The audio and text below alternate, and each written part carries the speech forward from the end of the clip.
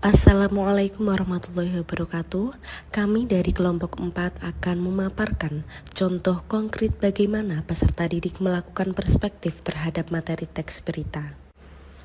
Beberapa contoh konkret yang dapat dijalankan oleh peserta didik dalam pembelajaran bahasa Indonesia dengan materi teks berita adalah yang pertama, menganalisis struktur teks berita, kedua, memilih berita, ketiga, ringkasan berita, keempat, membaca berita dengan suara nyaring, kelima, menganalisis struktur teks berita, keenam, diskusi kelompok, ketujuh, menulis artikel berita, kedelapan, kritik berita, dan yang terakhir, mengidentifikasi gaya penulisan.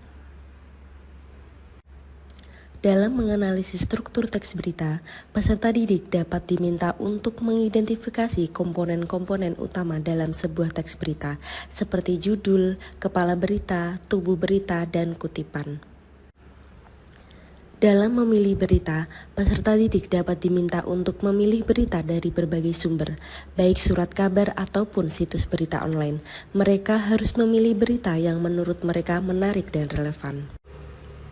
Selanjutnya yaitu ringkasan berita. Peserta didik dapat diminta untuk membuat ringkasan singkat dari berita yang mereka pilih.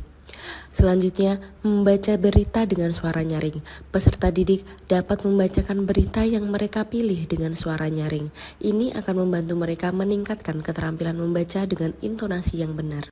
Dalam diskusi kelompok, peserta didik dapat ditempatkan dalam kelompok untuk mendiskusikan berita yang mereka baca. Sedangkan menulis artikel berita, peserta didik dapat diminta untuk menulis artikel berita singkat tentang suatu peristiwa atau topik tertentu. Ini akan melibatkan mereka dalam merangkum informasi dan menyajikannya dalam format berita. Dalam kritik berita, peserta didik dapat diberikan tugas untuk mengidentifikasi aspek-aspek positif dan negatif dalam sebuah teks berita. Sedangkan dalam mengidentifikasi gaya penulisan, peserta didik dapat mencoba mengidentifikasi gaya penulisan yang digunakan oleh penulis berita, seperti gaya bahasa, gaya narasi, dan gaya penyajian informasi. Untuk mengikuti berita aktual, peserta didik dapat diminta untuk mengikuti berita aktual dan membagikan berita terbaru yang mereka temukan. Ini akan membantu mereka tetap terinformasi tentang perkembangan terkini.